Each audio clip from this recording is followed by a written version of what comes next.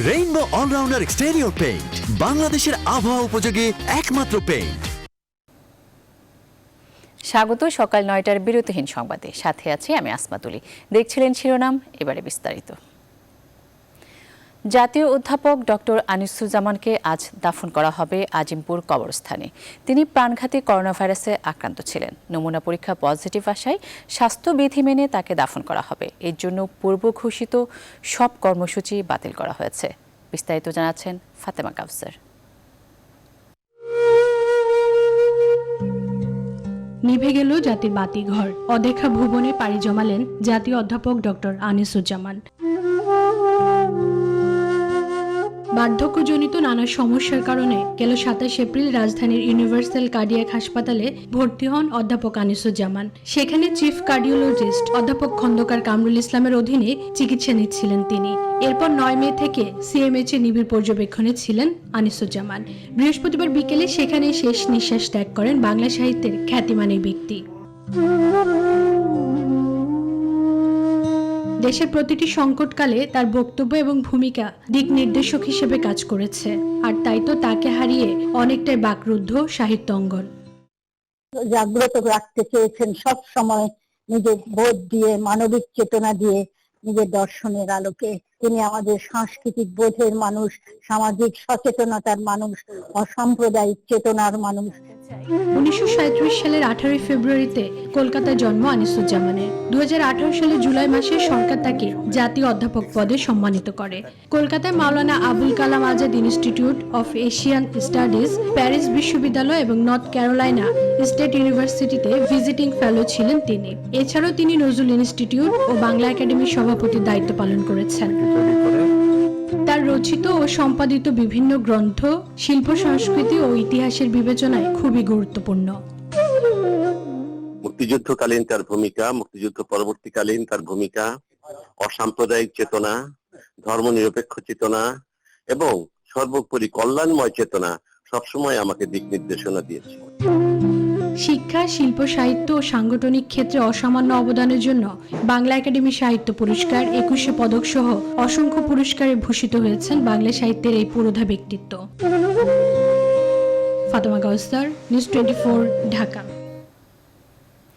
জাতীয় অধ্যাপক এবং নিজের শিক্ষক ডক্টর আনিসুজ্জামানের মৃত্যুতে গভীর শোক ও দুঃখ প্রকাশ করেছেন প্রধানমন্ত্রী শেখ হাসিনা। এক শোক বার্তায় শেখ হাসিনা তার বিশ্ববিদ্যালয়ের শিক্ষক ডক্টর আনিসুজ্জামানকে অত্যন্ত শ্রদ্ধা ভরে স্মরণ করেন। স্মৃতিচারণ করে প্রধানমন্ত্রী বলেন, তিনি ছিলেন আনিসুজ্জামানের টিউটোরিয়াল গ্রুপের শিক্ষার্থী। প্রধানমন্ত্রী এই সময় শিক্ষাক্ষেত্রে তার অনন্য অবদানের কথা স্মরণ করেন কৃতজ্ঞতার সঙ্গে। আরও বলেন, তার মতো বিদগ্ধ ও জ্ঞানী মানুষের মৃত্যুতে দেশের এক অপূরণীয় ক্ষতি হলো। প্রধানমন্ত্রী মরহুমের তার মাগফিরাত কামনা করেন এবং তার শোক সন্তপ্ত পরিবারের সদস্যের প্রতি গভীর সমবেদনা জানান। করোনায় ক্ষতিগ্রস্ত ৫০ লাখ পরিবারকে নগদ অর্থ প্রদান কার্যক্রমের উদ্বোধন করেছেন প্রধানমন্ত্রী শেখ হাসিনা। মোবাইল ব্যাংকিংয়ের মাধ্যমে প্রতি পরিবারকে ২৫০০ টাকা করে মোট ১২৫০ কোটি টাকা বিতরণ করছে সরকার। উদ্বোধনী অনুষ্ঠানে প্রধানমন্ত্রী বলেছেন, কিছুটা শিথিলতা থাকায় বাংলাদেশে করোনার আক্রান্তের হার বেড়েছে, তবে ক্রমান্বয়ে তা নিয়ন্ত্রণ করা সম্ভব হবে। শাহ আলী জয়ের রিপোর্ট। অসহায় মানুষদের ত্রাণ ও করোনায় কর্মহীন হয়ে যাওয়া ৫০ লাখ পরিবারের জন্য এই আর্থিক সহায়তা। গণভবন থেকে ভিডিও কনফারেন্সের মাধ্যমে এর উদ্বোধন করেন প্রধানমন্ত্রী শেখ হাসিনা। সরকারের সামাজিক সুরক্ষার আওতায় যে ৫০ লক্ষ পরিবার রয়েছে, তারা এই অনুদান পাবে না। ফোনের মাধ্যমে আমরা কিন্তু নগদে এই টাকা সকলের হাতে পৌঁছে দিচ্ছি। বাংলাদেশ ব্যাংক এ ব্যাপারে যথাযথ ব্যবস্থা নিয়েছে। প্রধানমন্ত্রীর দপ্তরটা সম্পূর্ণ নজরদারিতে আছে। প্রধানমন্ত্রী জানান, করোনা পরবর্তী কর্মসংস্থান বাড়াতে এবং গ্রামাঞ্চলের মানুষের জন্য ঋণ সহায়তা দিতে কর্মসংস্থান ব্যাংক সহ মোট 4টি প্রতিষ্ঠানকে ২০০০ কোটি টাকার আমানত দেবে সরকার। আমরা আরো ২০০০ কোটি টাকা সেখানে বিশেষ আমানত দিয়ে দেব। ওখান থেকে আমাদের এই যুবক শ্রেণী যাতে বেকার হয়ে ঘুরে না বেড়ায়, তার জন্য তারা সেখান থেকে ঋণ নিতে পারবে, নিজেরা ব্যবসা বাণিজ্য করতে পারবে। শেখ হাসিনা বলেন, প্রথম থেকেই যথাযথভাবে নিয়ন্ত্রণে থাকায় বাংলাদেশে করোনার মৃত্যুর সংখ্যা অপেক্ষাকৃত কম। যদিও আমরা কিছুটা আমাদের শিথিলতার জন্য হয়তো এটা একটু সংক্রমণ বেড়ে গেছে, তবে আমি আশা করি যে এটাও আমরা নিয়ন্ত্রণে আনতে পারবো, কারণ আমরা যদি বিশ্বের উন্নত দেশগুলির সাথে আমাদের দেশের তুলনা করি, সে তুলনায় আমি বলবো যে আমাদের স্বাস্থ্যসেবা যথেষ্ট দক্ষতার পরিচয় দিয়েছে। সংক্রমণ রোধে সার্বক্ষণিক মাস্ক পরে থাকার প্রয়োজন নেই বলেও মন্তব্য করেন প্রধানমন্ত্রী। N95 কিন্তু সাধারণ মানুষের পড়ার জন্য না, এটা ডাক্তার, নার্স বা যারা করোনা ভাইরাস রোগীকে সেবা দেবে তাদের জন্য। এটা সাধারণভাবে পড়া বা ব্যবহার করার কোনো যৌক্তিকতা নাই বা প্রয়োজনও নাই।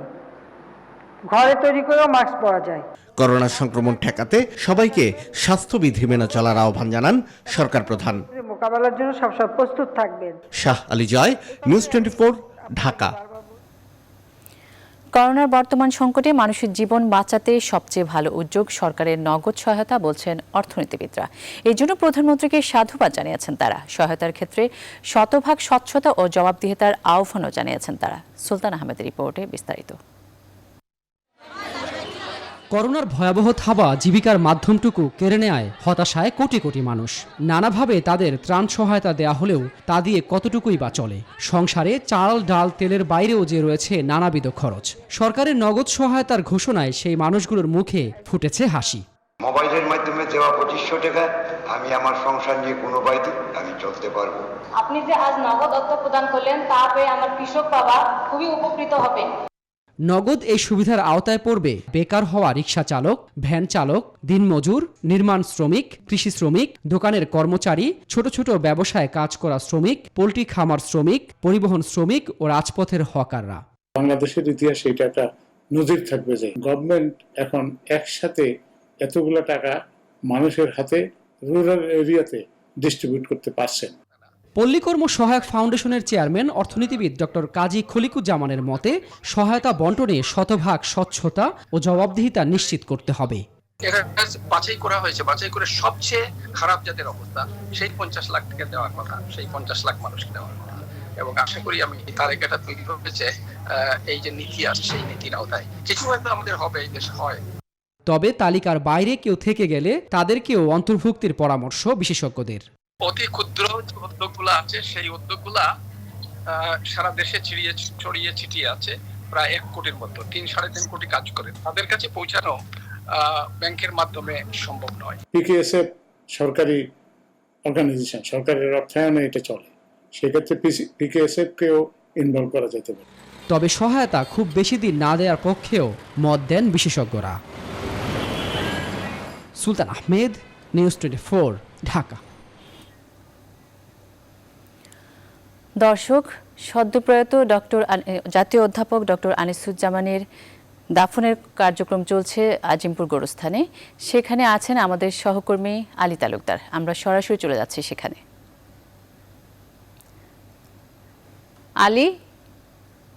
আলী, ডক্টর আনিসুজ্জামানের দাফনের প্রস্তুতি কেমন দেখছেন? সেখানে প্রস্তুতি কেমন অবস্থা এখন?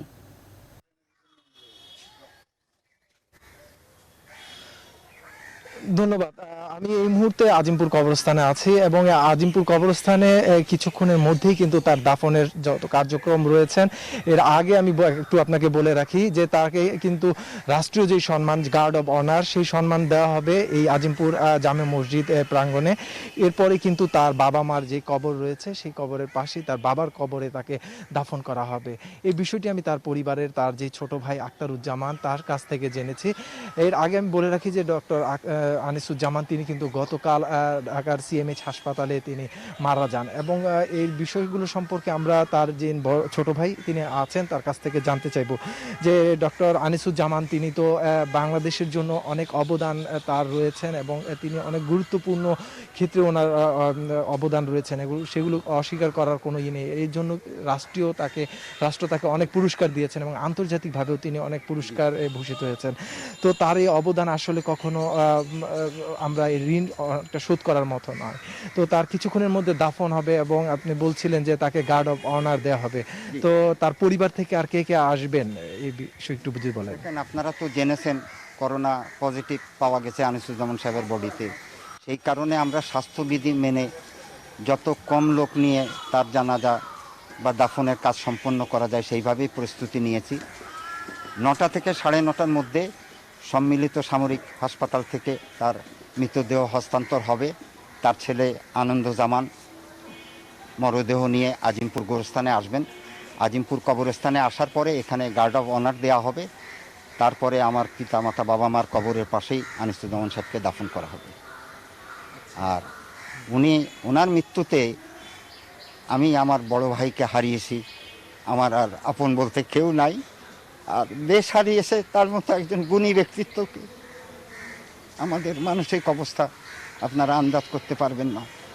উনি মানুষের জন্য এত করেছেন, ওনার নিজের পরিবারের কাজ বাদ দিয়ে উনি লোকের জন্য করেছেন, সব সময় দেশের জন্য মানুষের জন্য কাজ করেছেন। আমরা খুব কৃতজ্ঞ। প্রধানমন্ত্রী ওনার চিকিৎসার ব্যাপারে সব সময় খোঁজ খবর নিয়েছেন, সার্বিক সহযোগিতা করেছেন। আমি এবং আমার আনিসুজ্জামান ভাইয়ের পরিবারের পক্ষ থেকে প্রধানমন্ত্রীর কাছে কৃতজ্ঞতা এবং আমরা সারা জীবন তার কাছে ঋণী হয়ে থাকলাম। তিনি যেভাবে খোঁজ খবর করেছেন এটা একটা দৃষ্টান্ত হয়ে থাকবে। আর তার পরিবারের আর কোনো তার ছেলে মেয়ে আর কেউ আসবে নাকি? বললেন যে তার ছেলে সাহেবের এক ছেলে আনন্দজামান, 2 মেয়ে রুচিরা জামান, সুচিরা জামান, এরা আসবে। আমি আশা করতেছি যতটা দূরত্ব, যেহেতু করোনা পজিটিভ, দূরত্ব বজায় রেখে শেষ দাফনের কাজে তারা সবাই অংশগ্রহণ নেবেন বলেই আমার ধারণা। জি, আপনাকে ধন্যবাদ। শুনছিলেন যে এই জাতীয় অধ্যাপক ডক্টর আনিসুজ্জামানের ছোট ভাই তিনি জানালেন যে তার করোনা যে পজিটিভ, সেই পজিটিভ আসার কারণে কিন্তু এই সামাজিক দূরত্ব স্বাস্থ্যবিধি মেনে কিন্তু তার দাফন কার্য সম্পাদন করা হবে এবং তার পরিবারের মধ্যে তার যেই ছেলে রয়েছেন এবং তার 2 মেয়ে, তাদেরও আসার কথা রয়েছেন বলে আমাদেরকে জানালেন। এর আগে আর একটু আপনাকে বলে রাখি যে ডক্টর আনিসুজ্জামান তিনি কিন্তু বাংলাদেশের একজন বলা চলে যে খ্যাতিনামা ব্যক্তি। তাকে কিন্তু রাষ্ট্র পুরস্কার তিনি পেয়েছেন, এর পাশাপাশি তাকে আন্তর্জাতিক পুরস্কারও কিন্তু তিনি পেয়েছেন এবং তার যে অবদানগুলো রয়েছে শিক্ষার ক্ষেত্রে এবং গবেষণার ক্ষেত্রে এবং রাজনীতির ক্ষেত্রেও কিন্তু তার অবদান রয়েছেন। সেই অবদানের কথাই কিন্তু তার যিনি ছোট ভাই তিনি বললেন এবং এর পাশাপাশি বললেন যে তার চিকিৎসার জন্য যে প্রধানমন্ত্রী থেকে যে তার সার্বক্ষণিক ব্যবস্থা নেওয়া হয়েছে সেই বিষয়ে তিনি কৃতজ্ঞ এবং দেশ এবং জাতি তার এই অবদানের কথা তুলে ধরেছেন এবং এই জন্য তিনি দেশ এবং জাতিকে ধন্যবাদ জানিয়েছেন। তো এই ছিল আমার কাছে আজিমপুর কবরস্থান থেকে। আলী, আপনাকে ধন্যবাদ। আজিমপুর থেকে জাতীয় অধ্যাপক আনিসুজ্জামানের এবং শিক্ষাবিদ আনিসুজ্জামানের জানাজা সম্পর্কে সময়সূচি জানাচ্ছিলেন আলী তালুকদার। দেশে দেশে করোনা মোকাবেলার পাশাপাশি অর্থনীতি চাঙ্গা করার তোড়জোড় দেখা যাচ্ছে। কিভাবে এটি সমন্বয় করছেন বিশ্ব নেতারা, এই বিষয়ে জানতে কানাডা থেকে যুক্ত করছি জনাব শওকত আলী সাগরকে। তিনি নতুন দেশ.com-এর প্রধান সম্পাদক। জনাব শওকত আলী সাগর, করোনা সামাল দিয়ে অর্থনীতি চাঙ্গা করার চেষ্টা কতটা সফল হচ্ছে কানাডায়? করোনা মোকাবেলার ক্ষেত্রে কানাডা যে ভূমিকা নিয়েছে বা পদক্ষেপ নিয়েছে, সেই পদক্ষেপ নিয়ে কানাডার নাগরিকদের মধ্যে কোনো প্রশ্ন নেই। কানাডা পশ্চিমা বিশ্বের অন্যান্য দেশগুলোর তুলনায় কানাডা যথেষ্ট সফলভাবে তারা করোনা ভাইরাসের সংক্রমণকে তাদের নিয়ন্ত্রণে রাখতে পেরেছে। এই অবস্থায় কানাডা এখন অর্থনৈতিক কর্মকাণ্ড খুলে দেওয়ার প্রক্রিয়া শুরু হয়েছে। বিভিন্ন প্রভিন্স, আপনি জানেন যে কানাডার অনেকগুলো প্রত্যেকটি প্রভিন্স তাদের মতো করে পরিকল্পনা করেছে। বিভিন্ন প্রভিন্স তাদের মতো করেই প্ল্যান করে একটি 3 ধাপের পরিকল্পনা ঘোষণা করেছে, যে পরিকল্পনা ঘোষণা তারা একটু একটু করে অর্থনীতিগুলো খুলে দেবে। আমি যে প্রভিন্সে বসবাস করি সেটি হচ্ছে অন্টারিও, অন্যতম বৃহত্তর বড় একটি প্রভিন্স। এই প্রভিন্সে গত সপ্তাহ থেকে পার্ক এবং গার্ডেন সেন্টারগুলি খুলে দেওয়া হয়েছে। আজকে ঘোষণা করা হয়েছে আগামী সোমবার থেকে রিটেল স্টোর গুলো আছে, সবচেয়ে আরো কিছু জরুরি যেসব আরো কিছু দোকানপাট এবং ব্যবসা প্রতিষ্ঠান সেগুলি খুলে দেওয়া হবে। সেগুলো খুলে দেওয়ার ক্ষেত্রে অবশ্যই কিছু স্বাস্থ্যবিধি মেনে নেওয়ার জন্য নির্দেশনা দেওয়া হয়েছে। সেই নির্দেশনাগুলো মেনেই বিভিন্ন প্রতিষ্ঠানগুলি খোলা হবে এবং এই প্রক্রিয়ার মধ্য দিয়ে আসলে আস্তে আস্তে অর্থনৈতিক কর্মকাণ্ডটিকে পুনরায় চাঙ্গা করার প্রক্রিয়া শুরু করেছে কানাডা এবং আশা করা হচ্ছে আগামী কয়েক মাসের মধ্যে কানাডা আস্তে আস্তে যে কথা সবাই বলে যে হয়তো আগের অবস্থায় ফিরে যাবে না, Canada back in business, Canada তার ব্যবসায় অর্থনৈতিক কর্মকাণ্ডে ফিরে যাবে, সেই প্রক্রিয়া শুরু করে, এবং এখন পর্যন্ত এটি নিয়ে নাগরিকদের মধ্যে তেমন কোনো সন্তোষ নেই। অবশ্যই চিকিৎসকদের মধ্যে উদ্বেগ আছে, সেই উদ্বেগটা প্রকাশ করে নাগরিকদের পরামর্শ দিয়েছেন। নাগরিকরা স্বাস্থ্যবিধি এবং সরকারের যে নির্দেশনাবলী আছে সেগুলো মেনে তারা এই অর্থনৈতিক কর্মকাণ্ড পরিচালনায় অংশ নেয়। করোনার এই দুঃসময়ে চাল উৎপাদন নিয়ে সুসংবাদের পূর্বাভাস দিয়েছে মার্কিন কৃষি বিভাগ ইউএসডিএ। পূর্বাভাস অনুযায়ী চাল উৎপাদনের চতুর্থ অবস্থান থেকে এবার বিশ্বের তৃতীয় হচ্ছে বাংলাদেশ। ইউএসডিএ জানিয়েছে, ইন্দোনেশিয়াকে হটিয়ে চলতি অর্থ বছরে বাংলাদেশের চাল উৎপাদন হবে অন্তত 3,60,00,000 টন। বিশ্লেষকরা বলছেন, কৃষিতে বাংলাদেশের সম্ভাবনা ও অর্জন টেকসই করতে পর্যাপ্ত নীতি সহায়তা, গবেষণা ও প্রযুক্তির আধুনিকায়ন অব্যাহত রাখতে হবে। বিস্তারিত জানাচ্ছেন বাবু কামরুজ্জামান। স্বাধীনতা পরবর্তী সময়ে বাংলাদেশে চালের উৎপাদন বেড়েছে প্রায় 3 গুণ। চলতি অর্থবছরে আমন ও বোরো মৌসুমেও রেকর্ড উৎপাদন হয়েছে। গেল কয়েক বছর ধরে যা ধারাবাহিকভাবে বেড়েই চলছে। দীর্ঘদিন ধরে এই খাদ্যশস্য উৎপাদনে বিশ্বে বাংলাদেশের অবস্থান ছিল চতুর্থ অবস্থানে। তবে মার্কিন কৃষি বিভাগ ইউএসডিএ বৈশ্বিক কৃষি উৎপাদন পরিস্থিতির সবশেষ তথ্য নিয়ে এক প্রতিবেদনে জানিয়েছে, চাল উৎপাদনে বাংলাদেশ তৃতীয় হতে যাচ্ছে। পূর্বাভাস বলছে, চলতি অর্থবছরে বাংলাদেশে চালের উৎপাদন 3,60,00,000 টন ছাড়িয়ে যাবে। ফলে উৎপাদনকারী শীর্ষ 10টি দেশের মধ্যে বিশ্বের তৃতীয় সর্বোচ্চ উৎপাদনকারী দেশ হবে বাংলাদেশ। যদিও বাংলাদেশ ও ইন্দোনেশিয়ার উৎপাদন ব্যবধান খুব সামান্য, তবু এই দুঃসময়ে খাদ্য নিরাপত্তার জন্য এটি বয়ে এনেছে সুসংবাদ। For the first time, Bangladesh will be ranked as the third largest rice producer in the world, beating Indonesia. This is a proud moment. I would like to congratulate the government of Bangladesh, policymakers, rice scientists, extension workers and farmers for this great success. এটা আমাদের জন্য একটা খুব ভালো সংবাদ, বিশেষ করে আমরা যখন করোনার এগেইনস্টে যুদ্ধে লিপ্ত, কারণ খাদ্য নিরাপত্তাটা আমাদের একটা বড় সেনসিটিভ একটা জায়গা।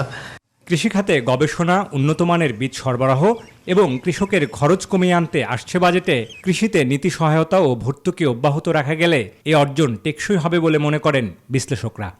এই যে উৎপাদন বৃদ্ধি, এটাকে টেকসই করার জন্য আমাদেরকে আগামী বাজেটে কৃষি খাতে গুরুত্ব দিয়ে বিশেষ করে কৃষি সম্প্রসারণ, কৃষি গবেষণা এবং উপকরণ ক্ষেত্রে বেশি করে বরাদ্দ দিতে হবে।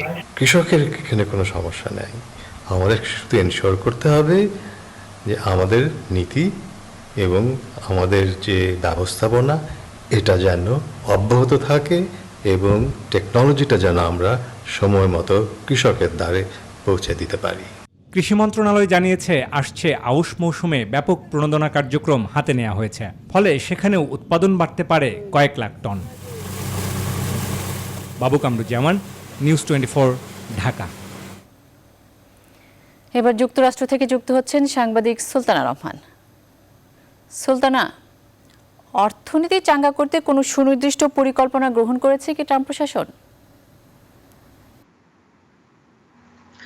প্রেসিডেন্ট ডোনাল্ড ট্রাম্প তার যেই হোয়াইট হাউসে টাস্ক ফোর্স গঠন করেছিলেন করোনা মোকাবেলার জন্য, সেই টাস্ক ফোর্সটিকে তিনি অর্থনীতি কিভাবে মজবুত করা যায়, কিভাবে পুনরুদ্ধার করা যায়, সেই টাস্ক ফোর্সটিকে তিনি সেই অর্থনৈতিক খাতে আসলে আবার নতুন করে ব্যবহার করবেন সেই ঘোষণা দিয়েছেন।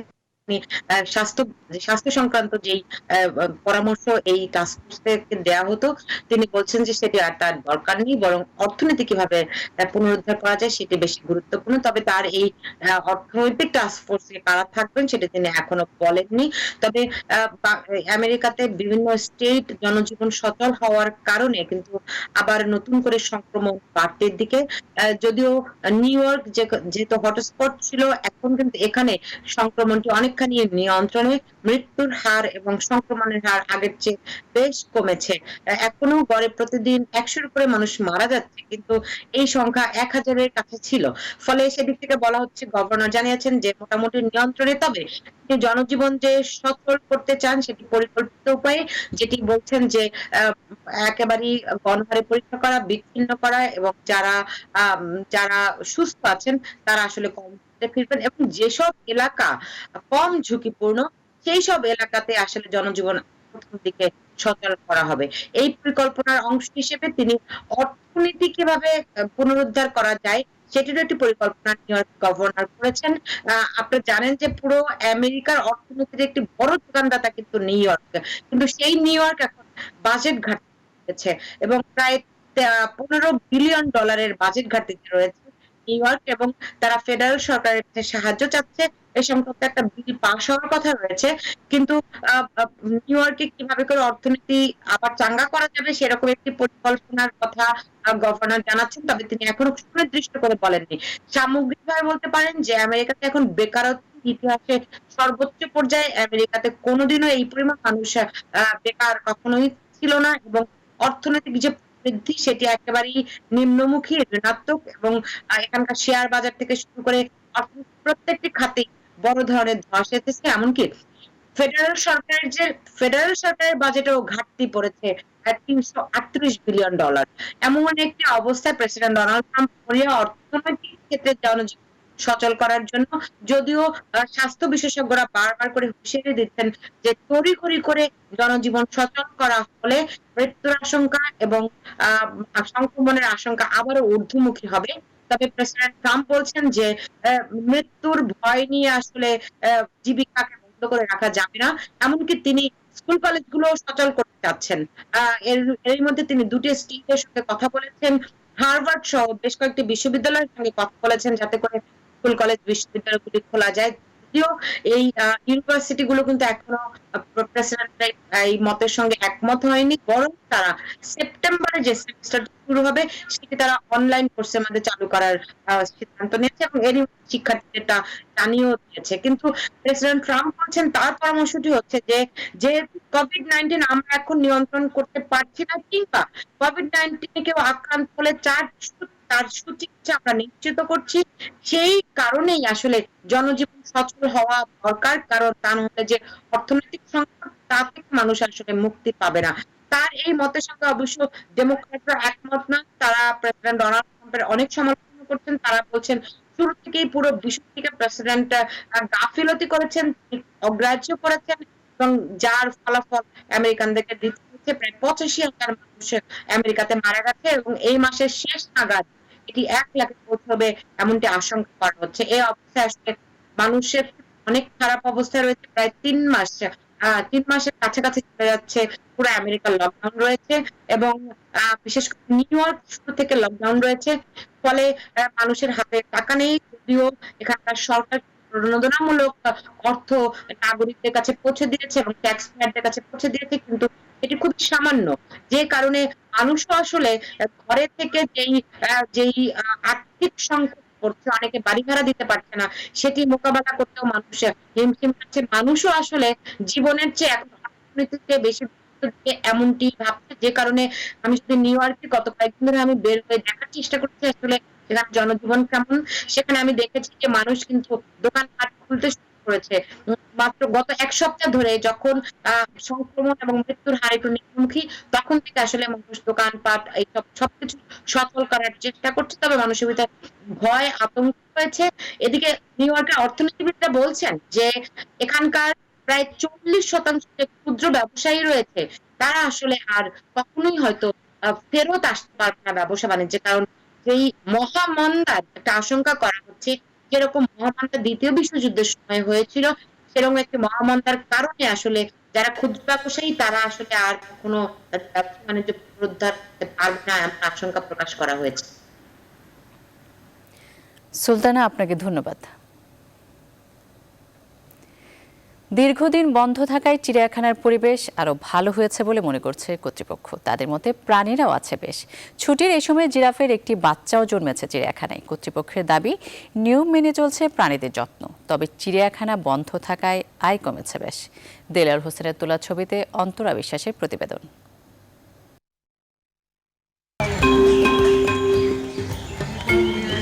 চিড়িয়াখানায় বানরের খুনসুটি দেখতে এখন আর কেউ আসে না। খাঁচার সামনে ফাঁকা, তবে বানররা আছে তাদের মতোই। বাঘেদের যেন সময় মিলেছে নিজেদের সাথে থাকার। রোজ রোজ আর হাজার মানুষের অবাক দৃষ্টি তাদের উপর পড়ে না। তাদেরও এখন স্বস্তির সময়।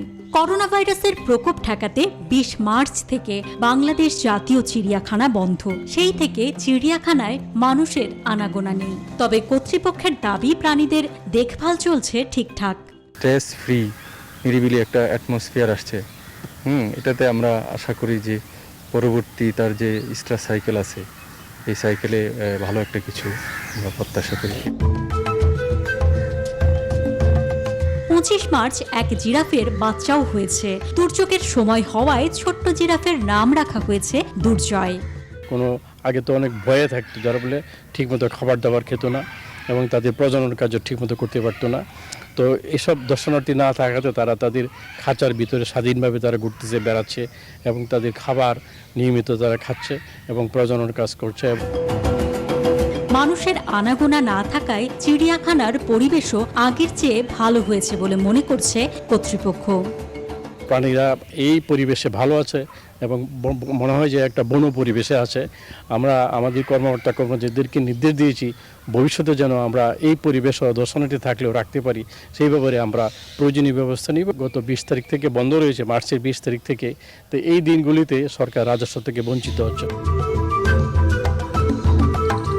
কর্তৃপক্ষের হিসাবে চিড়িয়াখানায় ২,৭০০-র বেশি প্রাণী রয়েছে। এদের মধ্যে হরিণ আছে প্রায় ৩০০। কর্তৃপক্ষ জানায় চিড়িয়াখানা খোলা থাকা অবস্থায় প্রতিদিন ১৫,০০০-এর মতো লোক সমাগম হয়। ছুটির দিনে হয় ২৫ থেকে ৩০,০০০ আর উৎসবের দিনে এই সংখ্যা হয় গড়ে ১ লাখ। তাদের হিসাবে বছরে ৪০ লাখ দর্শনার্থী হয় চিড়িয়াখানায়। অন্তরা বিশ্বাস, নিউজ 24, ঢাকা।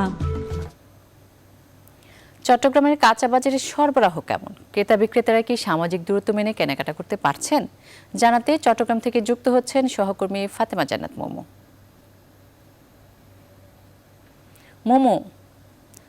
মোমো, চট্টগ্রামের কাঁচা বাজারের পরিস্থিতি কেমন? কি দেখছেন আপনি সেখানে?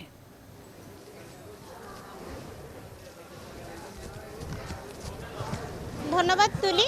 সকাল থেকেই ঘুরে দেখেছি বিভিন্ন কাঁচা বাজার। যেহেতু আজকে শুক্রবার, সেজন্য মানুষের আনাগোনা খুবই কম। অন্যান্য দিনের তুলনায় আজকে মানুষ কম রয়েছে এই বাজারে। আমি আপনাকে আমার পিছন সাইডে দেখাতে চাই, বিভিন্ন সবজির তরকারির পসরা সাজিয়ে বসেছেন ব্যবসায়ীরা। সকাল থেকেই কিন্তু তেমন কোনো ক্রেতাদের কিন্তু আমরা দেখতে পাইনি। তবুও কিন্তু তারা নিজেদের পণ্য বিক্রি করার জন্য পসরা সাজিয়ে বসেছেন। এখানে দেখতে পাচ্ছেন খুবই সতেজ সবজিগুলো নিয়ে তারা পসরা সেজে বসেছেন। আমরা আসার পরে স্থানীয় যে ব্যবসায়ীরা আছেন তাদের সাথে কথা বলেছি।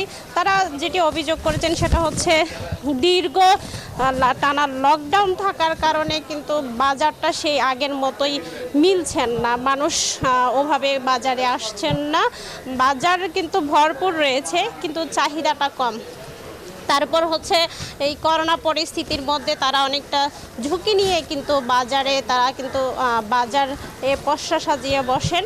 তবে প্রশাসনের পক্ষ থেকে এই কাজের ডেয়ারি মার্কেটে কিন্তু একটি জীবাণুনাশক স্প্রে কেন্দ্র বসানো হয়েছে, যেখানে প্রবেশ করে মানুষ কিন্তু বাজারে আসতে পারেন। তবু বিভিন্ন সচেতনমূলক পদক্ষেপ নেওয়ার পরে কিন্তু তারা কিন্তু এই বাজারজাত করছেন। মানুষ ক্রেতা না থাকার কারণে অনেকটা ব্যবসায় মন্দাভাব চলছে বলে একজন ব্যবসায়ী জানিয়েছেন। আমি একটু তার সাথে কথা বলতে চাই। কেমন ব্যবসা চলছে? ব্যবসা নাই এখন, মোটামুটি এখনো বলতেন জীবন বাঁচে থাকিবার জন্য ভবিষ্যৎ চিন্তা করে এখানে বসে রয়েছে।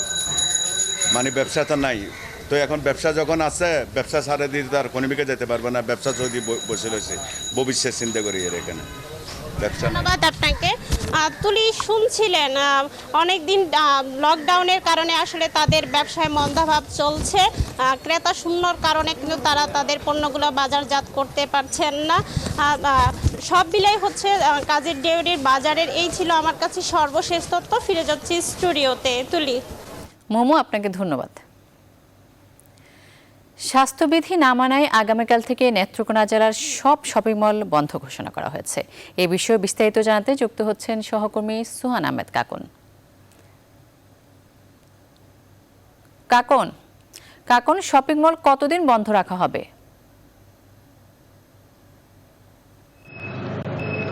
আপনি আসলে যেমনটি বলছিলেন, স্বাস্থ্যবিধি না মানার কারণে কিন্তু দোকানপাট আবারও নতুন করে, যেহেতু গত 10 তারিখ থেকে স্বাভাবিক হওয়া শুরু করেছিল, মানে স্বাভাবিক করে দিয়েছিল, যে সাধারণভাবে ব্যবসায়ীদের সাথে কথা বলেই কিন্তু দোকানপাট খুলে দেওয়া হয়েছিল, নেত্রকোনার সব দোকানপাটই খোলা হয়েছিল। কিন্তু শপিং মলগুলোতে কিন্তু আসলে স্বাস্থ্যবিধি একেবারেই তোয়াক্কা করেনি। ব্যবসায়ীরা যেই তোয়াক্কা করেনি, সেই সাথে কিন্তু সাধারণ মানুষ হুমড়িকে পড়ে। প্রত্যেকটি বাজারের প্রতিটি দোকানের মধ্যেই কিন্তু আসলে হাজার হাজার মানুষ বের হয় এবং কেনাকাটা শুরু করে, এবং স্বাস্থ্যবিধির একেবারেই তোয়াক্কা করা হয়নি, যে কারণে কিন্তু আসলে জেলা প্রশাসনের পক্ষ থেকে আবার নতুন করে এই গতকাল রাত থেকে নোটিশ জারি করা হয় যে আগামীকাল 16 তারিখ, আগামীকাল থেকে কিন্তু সকাল থেকে বিকাল পর্যন্ত পুরোদমে আবারও দোকানপাট বন্ধ রাখার সিদ্ধান্ত নেওয়া হয়েছে জেলা প্রশাসনের পক্ষ থেকে। আর একটি বিষয় যদি আমি আপনাকে জানাতে চাই, যে এ পর্যন্ত কিন্তু নেত্রকোনায় 94 জন রোগীর মধ্যে কিন্তু পজিটিভ শনাক্ত হয়েছে। আর নেত্রকোনায় পিসিআর ল্যাব না থাকার কারণে কিন্তু নেত্রকোনা থেকে 2000 এর উপরে 2001 জনের নমুনা কিন্তু পাঠানো হয়েছে ময়মনসিংহ মেডিকেল কলেজ হাসপাতালে। সেখান থেকে কিন্তু এ পর্যন্ত 1638 জনের নমুনা সংগ্রহ করা হয়েছে। 38 জনের নমুনার রিপোর্ট আমরা পেয়েছি, মানে নেত্রকোনা স্বাস্থ্য বিভাগ পেয়েছে। এর মাঝে কিন্তু 94 জন রোগী এই পর্যন্ত শনাক্ত হয়েছেন। আরেকটি বিষয় যদি আমি জানাতে চাই, যে 37 জন রোগী কিন্তু এর মধ্যে সুস্থ হয়েছেন, সেই সাথে মৃত্যুবরণ করেছেন, উপসর্গ নিয়ে মৃত্যুবরণ করেছেন প্রায় দুজন ব্যক্তি। আর গতকাল পর্যন্ত কিন্তু স্বাস্থ্য বিভাগ থেকে যে তথ্য জানানো হয়েছে, যে সদর হাসপাতাল, নেত্রকোনা সদর হাসপাতালে কিন্তু একজন ডাক্তার, আর সেই সাথে পুলিশ বিভাগের একজন, গোয়েন্দা বিভাগের একজন মানে গোয়েন্দাতে রয়েছেন একজন, সেই আর 4 জন কিন্তু নেত্রকোনা আধুনিক সদর হাসপাতালে যে দায়িত্ব পালন করছেন, একজন ফার্মাসিস্ট এবং ডাক্তার রয়েছেন সেই সাথে। আর একটি বিষয় যদি আমি জানাতে চাই, যে আসলে মানুষ কিন্তু স্বাস্থ্যবিধি স্বাস্থ্যবিধি মানছেন না। দেখছেন যে আসলে সকাল থেকে কিন্তু আজকেও সকাল থেকে, যেহেতু শুক্রবার হওয়ার কারণে কিন্তু কিছুটা কম থাকলেও মানুষ কিন্তু বের হচ্ছেন। আর মানুষ বের হওয়ার ফলেই কিন্তু এই সংক্রমণটা কিন্তু মানে দ্রুত গতিতে ছড়িয়ে পড়ছে, এমনটাই কিন্তু মনে করছেন স্থানীয়রা। এই ছিল কিন্তু আসলে নেত্রকোনা থেকে লকডাউন পরিস্থিতির সর্বশেষ। কাকন, আপনাকে ধন্যবাদ। করোনায় হুমকির মুখে টাঙ্গাইলের পোল্ট্রি শিল্প, এই বিষয়ে বিস্তারিত জানাতে টাঙ্গাইল থেকে যুক্ত হচ্ছে প্রতিনিধি আতিকুর রহমান। আতিক, কি অবস্থা পোল্ট্রি শিল্পের?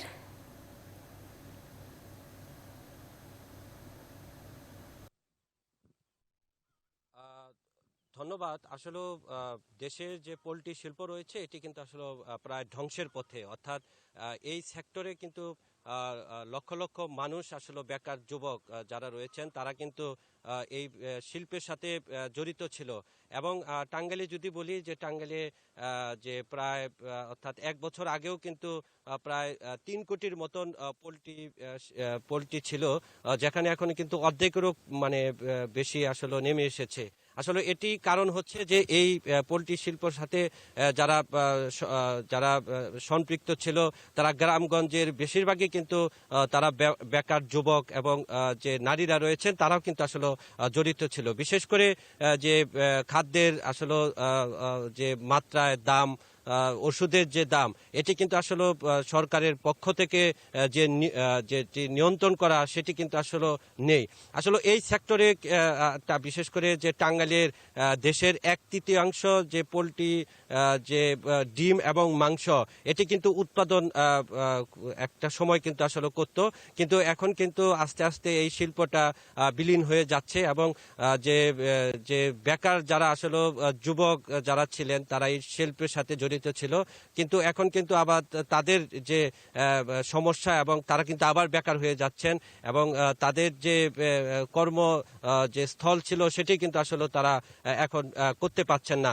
আসলে এই সব মিলিয়ে কিন্তু যে পোল্ট্রি শিল্প যে বিশেষ করে এখন প্রায় 2 মাস যাবৎ লকডাউন চলছে দেশে, এর কারণে ডিমের যে অন্য জায়গায় আসলে যেতে পারছে না, যার কারণে ডিমের দাম অনেকটাই কমে গেছে এবং যে ওষুধের দাম যে আপনার এই খাদ্য সেটি কিন্তু আসলে বেড়ে গেছে, যার কারণে এখন কিন্তু অনেকটাই হুমকির মুখে। আমরা একটু কথা বলবো এখানকার একটু খামারির সাথে। এই যে পোল্ট্রি শিল্প যে দিন দিন ধ্বংসের পথে, আসলে এটি কি কারণে হচ্ছে?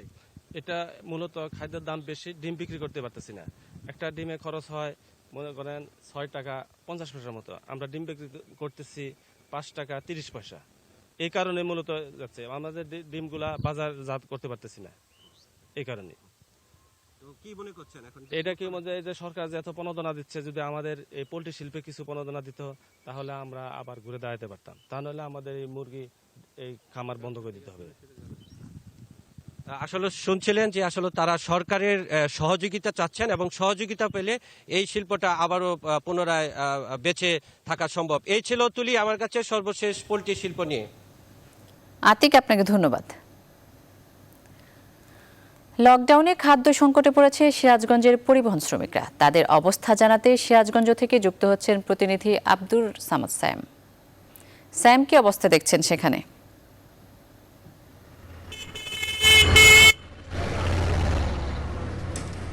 ধন্যবাদ তুলি। আপনি জানেন যে 26 মার্চ থেকে দেশে অঘোষিত লকডাউন চলছে এবং সেই থেকে কিন্তু সিরাজগঞ্জের যে পরিবহন শ্রমিক রয়েছে, বাস, ট্রাক, এগুলো কিন্তু সম্পূর্ণরূপে বন্ধ রয়েছে। আর এ কারণে কিন্তু আসলে বেকার হয়ে পড়েছে সিরাজগঞ্জে প্রায় 10,000 শ্রমিক। আর এই শ্রমিকগুলো কিন্তু আসলে মানবেতর জীবনযাপন করছে এবং এই শ্রমিক যারা কেন্দ্রীয় নেতা রয়েছে বা স্থানীয় নেতা রয়েছে এখনও কিন্তু আসলে তাদের পাশে তেমনভাবে দাঁড়ায়নি, যে কারণে কিন্তু আসলে এই সমস্ত শ্রমিক কিন্তু নিদারুণ কষ্টে দিন যাপন করছে। এছাড়াও 30 মে পর্যন্ত কিন্তু এখনও পরিবহন মানে বন্ধ ঘোষণা করা হয়েছে। এই সামনের দিনগুলো আসলে কিভাবে চলবে শ্রমিকরা তা নিয়ে কিন্তু আসলে এক ধরনের দুশ্চিন্তায় রয়েছে। আমি একটু কথা বলবো যে এই সিরাজগঞ্জ ট্রাক শ্রমিক ইউনিয়নের যে সাধারণ সম্পাদক রয়েছে তার সাথে। এই মুহূর্তে আপনাদের বর্তমান শ্রমিকদের অবস্থা দিন কেমন কাটছে? আমাদের শ্রমিকের দিনপাত খুবই অনাহারে চলছে। দূরপাল্লার গাড়ি তো কাজই নাই, শতকরা 5-10% গাড়ি আমাদের চলছে, সব গাড়ি বন্ধ। তাদের দিনপাত খুবই খারাপ চলছে। এমতো অবস্থায় আমরা আমাদের সংগঠনের পক্ষ থেকে 1200 শ্রমিককে ত্রাণ দেওয়ার চেষ্টা দিয়েছি। সরকারিভাবে যদি কিছু অনুদান পাই তাহলে আমাদের শ্রমিকের অনেক উপকার হয়। প্রধানমন্ত্রী ইতিমধ্যেই কালকে ঘোষণা দিয়েছে 5 লক্ষ শ্রমিকের একটা ব্যবস্থা করবে, 5,50,00,000 শ্রমিকের একটা ব্যবস্থা করার কথা উনি বলেছে। যদি এই টানের থেকে 2,500 টাকা করে ঈদের আগে পাওয়া যায় তাহলে আমাদের শ্রমিকের কিছুটা হলেও উপকার হবে। যারা দূরপাল্লা গাড়ি চালা তাদের ম্যাক্সিমাম শ্রমিকেরই দিনপাত খুবই কষ্টে যাচ্ছে। ধন্যবাদ আপনাকে। আমি আরেকজনের সাথে কথা বলবো। আচ্ছা, এই যে কেন্দ্রীয় নেতারা আপনাদের পাশে কিভাবে দাঁড়াইছে? আমাদেরকে এই পর্যন্ত কোনো গাইডলাইন কেন্দ্রীয় নেতৃবৃন্দ দেননি। আমরা তাদের কাছ থেকে কোনো রকমের আশ্বাসও পাইনি। আমরা আমাদের শ্রমিকদের তালিকা করেছি। সম্মানিত স্থানীয় জেলা প্রশাসক মহোদয় আমাদেরকে এ পর্যন্ত উনি আমাদেরকে ডাকেননি এবং আমাদেরকে কোনো তথ্যও দেননি এবং আমাদেরকে কোনো গাইডলাইনও দেননি। আমাদের প্রায় 4,000 শ্রমিক, এই 4,000 শ্রমিক নিদারুণ কষ্টে দিন অতিপাত করছে। আমরা চাই যে সরকারের তরফ থেকে আমাদেরকে সাহায্য সহানুভূতি করা হোক। যেহেতু 1996-এর সেই অগ্নিসন্ত্রাস থেকে আজকে সেই করোনা এই কাল পর্যন্ত আমার শ্রমিক যেহেতু এখনও মাঠে কর্মরত আছে, তাদেরকে করোনা যোদ্ধা হিসাবে স্বীকৃতি দেওয়া হোক। মাননীয় প্রধানমন্ত্রীর কাছে আমার এটা সবিনয় নিবেদন। ধন্যবাদ আপনাকে। তুলি, আসলে শুনছিলেন যে এই যে শ্রমিকরা রয়েছে তারা কিন্তু দেশকে সচল রাখার জন্য কিন্তু অনেকটাই ভূমিকা রাখছে। তারপরেও কিন্তু এই শ্রমিকদের পাশে জেলা প্রশাসক বা সরকার কিন্তু এখনও তেমনভাবে দাঁড়ায়নি, যে কারণে কিন্তু এই শ্রমিকরা নিদারুণ কষ্টে দিন কাটছে। তো এই শ্রমিকদের এবং শ্রমিক নেতাদের দাবি সরকার এবং যারা কেন্দ্রীয় নেতা রয়েছে তারা যেন অতি দ্রুত এই শ্রমিকদের পাশে দাঁড়ায়। তো এই ছিল আমার কাছ থেকে সিরাজগঞ্জের ট্রাক শ্রমিক অফিসের সামনে থেকে শ্রমিকদের সর্বশেষ অবস্থা। ফিরে যাচ্ছি স্টুডিওতে, তুলি আপনার কাছে। সায়েম, আপনাকে ধন্যবাদ। সাভারের পোশাক কারখানাগুলিতে স্বাস্থ্যবিধি মানা হচ্ছে কিনা সে বিষয়ে জানাতে আমাদের সাথে যুক্ত হচ্ছেন প্রতিনিধি নাজমুল হুদা।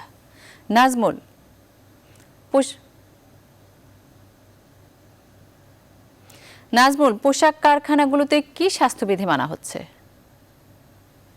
আদৌ মানা হচ্ছে কিনা? ধন্যবাদ তুলি।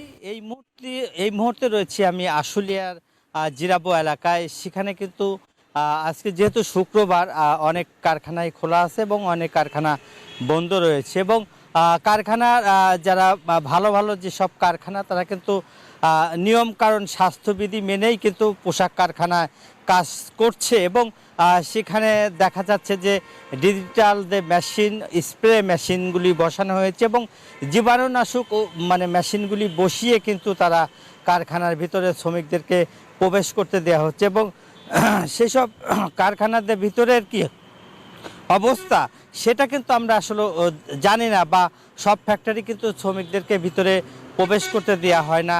এর মধ্যে একটি খুশির খবর হচ্ছে যে সাভারে একটি আল মুসলিম তৈরি পোশাক কারখানায় কিন্তু 120 শয্যা বিশিষ্ট একটি হসপিটাল করেছে, যে কারখানা তাদের যেসব কারখানার শ্রমিকরা যাতে করোনায় আক্রান্ত হয় তাদের সেখানে রেখেই যাতে চিকিৎসা করা হয়, এবং এখন কিন্তু তারা প্রস্তুত করেছে, কিন্তু লোকবল সংকটের কারণে কিন্তু তারা সেখানে যে চিকিৎসা করা সম্ভব হচ্ছে না, এবং সরকারের কাছে তারা চেয়েছে যে আমাদেরকে করোনার চিকিৎসার জন্য তারা কিন্তু রয়েছে। আমি আপনাদের একটু দেখাতে চাই যে সড়কের চিত্রগুলি দেখছেন যে প্রচুর মানুষ কিন্তু তারা এসেছে, এবং সেই চিত্রগুলি আপনারা দেখছেন যে সড়কের যে অবস্থাটা কিন্তু অনেক সুশৃঙ্খল, কিন্তু পরিবহন কিন্তু না চললেও পণ্য পরিবহন কিন্তু চলছে, এবং প্রচুর রিক্সা চলছে। সেখানে কিন্তু কলকারখানার লোকজন অনেকেই কিন্তু জড়ো হচ্ছে। এই ছিল আমার কাছে সাভারের আশুলিয়ার সর্বশেষ খবর। কিন্তু একটু যুক্ত করতে চাই, এখন পর্যন্ত কিন্তু মাত্র 85 জন শ্রমিক আক্রান্ত হয়েছে, এর মধ্যে 40 জনই হচ্ছে শ্রমিক, আর এই করোনায় কিন্তু এখন পর্যন্ত 2 জন মারা গেছে। এই ছিল আমার কাছে সর্বশেষ। চলে যাচ্ছে এখন স্টুডিওতে তুলির কাছে। তুলি। নাজমুল, আপনাকে ধন্যবাদ। ঢাকার 2 নগরপিতার সামনে বড় 3 চ্যালেঞ্জ: 1 করোনা মোকাবেলা, 2 ডেঙ্গু প্রতিরোধ, আর 3 জনজট, জলজট আর যানজট। সামনের দিনগুলোতে 2 মেয়রের গণমানুষের জননেতা হয়ে ওঠার বড় চ্যালেঞ্জ বলছেন বিশ্লেষকরা। পাশাপাশি তারা বলছেন সিটির ক্ষমতা মেয়র কেন্দ্রিক কক্ষিগত না থেকে কাউন্সিলর নির্ভর হতে হবে। বিস্তারিত আশিকুর রহমান শ্রাবণের প্রতিবেদনে। ঢাকা কোটি মানুষের প্রাণের শহর, করোনা দুর্যোগে যার দায়িত্বে 2 নগরপিতা।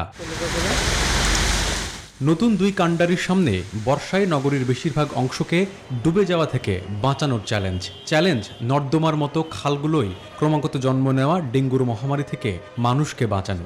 আর তার চেয়েও বড় চ্যালেঞ্জ অদৃশ্য শত্রু করোনা, আর তার থেকে তৈরি হওয়া নানা সংকটের সাথে যুদ্ধ করা। সিটি কর্পোরেশনের নিজস্ব আইনের আওতায় যে সেবাগুলো তারা দিতে পারেন, যে কাজগুলো তারা করতে পারেন, সেগুলো অনেক সময় আন্তরিকতার সাথে হয়নি। নগরের সমস্ত ফুটপাথগুলো দখলমুক্ত করা, করোনা মোকাবেলায় সরকারের সাথে সামঞ্জস্য রেখে সম্পূরক পরিপূরক হিসেবে এই কাজগুলো করা। করোনা এবং ডেঙ্গু যদি একই সময়ে প্রাদুর্ভাব ঘটে, আমাদের স্বাস্থ্য সেবা মারাত্মক হুমকির মুখে পড়তে পারে। প্রতিটি বাড়িতে, প্রতিটা আঙিনায়, প্রতিটা ভবনে এবং নির্মাণাধীন ভবন সমূহে ডেঙ্গু অভিযান শুরু করা দরকার।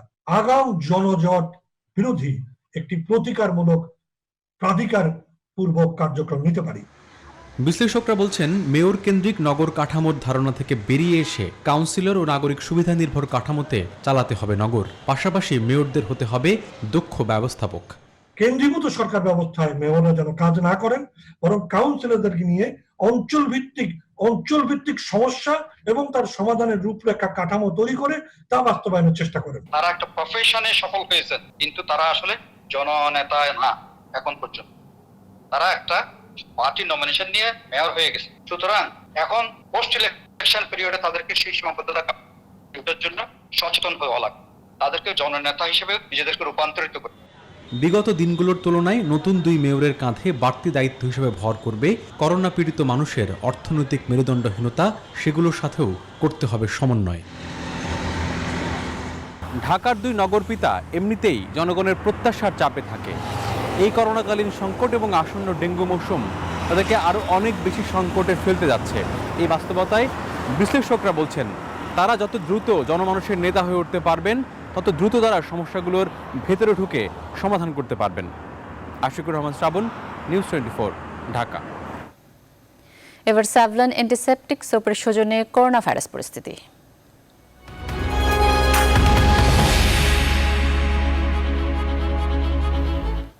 দেশে নতুন করে করোনা শনাক্ত 1041 জন। এ নিয়ে আক্রান্তের সংখ্যা বেড়ে দাঁড়িয়েছে 18,863 জনে। আর 24 ঘন্টায় আরও 14 জনের প্রাণহানির ঘটনায় মোট মৃতের সংখ্যা দাঁড়ালো 283-তে। মৃত 14 জনের মধ্যে 9 জন ছিলেন ঢাকা মহানগরীর বাসিন্দা, বাকিরা চট্টগ্রামের।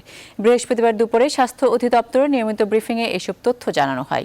24 ঘন্টায় আইসোলেশনে নেওয়া হয়েছে আরও 201 জনকে। বর্তমানে সারা দেশে আইসোলেশনে রয়েছেন 2570 জন।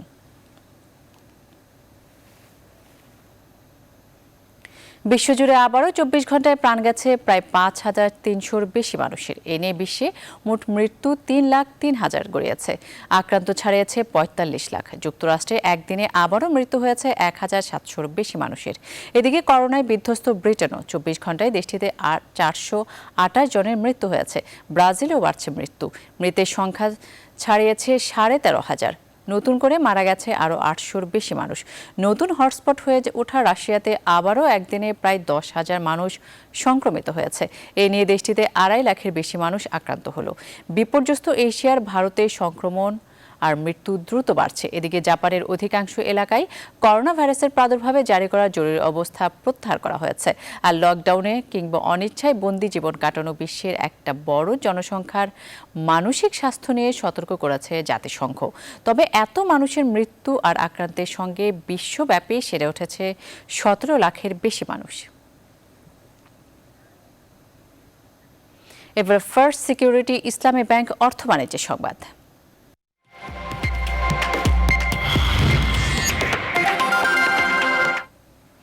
মালয়েশিয়ায় চলতি বছরের প্রথম প্রান্তিকে অর্থনীতি সম্প্রসারিত হলেও দ্বিতীয় প্রান্তিকে তা সংকুচিত হতে পারে বলে ধারণা করা হচ্ছে। দেশটির কেন্দ্রীয় ব্যাংকের হিসেব অনুযায়ী মার্চে শেষ হওয়া প্রান্তিকে গেল বছরের তুলনায় মোট জিডিপি প্রবৃদ্ধি হয়েছে 0.7%, যা 2009 সালের পর সর্বনিম্ন। করোনা ভাইরাসের কারণে চলাচলে বিধিনিষেধের কারণে দেশটির অর্থনীতি হারিয়েছে 1,450 কোটি ডলার। কেন্দ্রীয় ব্যাংকের উপাত্ত প্রকাশের পর মালয়েশিয়ার বেঞ্চমার্ক সূচক বেড়েছে 1.3%। চলতি বছরে ব্রাজিলের অর্থনীতি 4.11% সংকুচিত হতে পারে বলে ধারণা অর্থনীতিবিদদের। এদিকে টানা 21 মাসের মন্দার শেষে গাড়ি বিক্রি বাড়তে দেখা গেছে চীনে। চলতি মাসে দেশটি মোট গাড়ি বিক্রি হয়েছে 20 লাখের মতো, যা গেল বছরের এপ্রিলের তুলনায় 4.4% বেশি। তবে এরপরও দেশটির গাড়ি খাতে চলতি বছর মারাত্মক সংকটের মধ্য দিয়ে যেতে পারে বলে জানিয়েছেন সংশ্লিষ্টরা।